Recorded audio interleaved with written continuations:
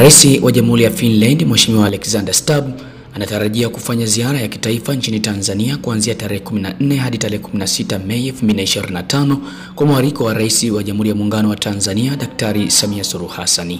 Finland na Tanzania zina mahusiano ya miaka 60 na zimekuwa zikishirikiana katika sekta za elimu, misitu, mageuzi kwenye mifumo ya kodi, usawa wa kijinsia na maeneo mapya ya mabadiliko ya tabia nchi, ulinzi, uchumi wa buluu, akili mnemba na tehama. Rais Stubb anatarajia kuwasili nchini hii leo na kupokelewa rasmi na Rais Daktari Samia Suluhu Hassan jijini Dar es Salaam, ambapo viongozi hao wanatarajia kufanya mazungumzo ya pamoja na kuzungumza na vyombo vya habari.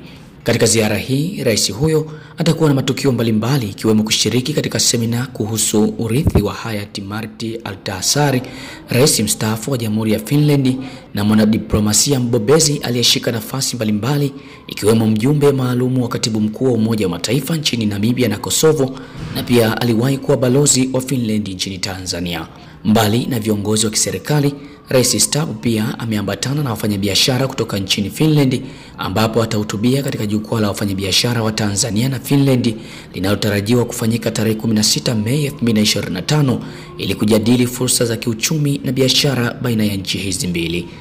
Aidha, jukwaa la wafanyabiashara litakuwa chachu ya kuchochea biashara na uwekezaji baina ya nchi hizi mbili, ambapo Tanzania inategemea kunufaika na mitaji na uwekezaji kutoka Finland. Mimi ni Elia Jackson Lupembe. Hii ni News Update Media.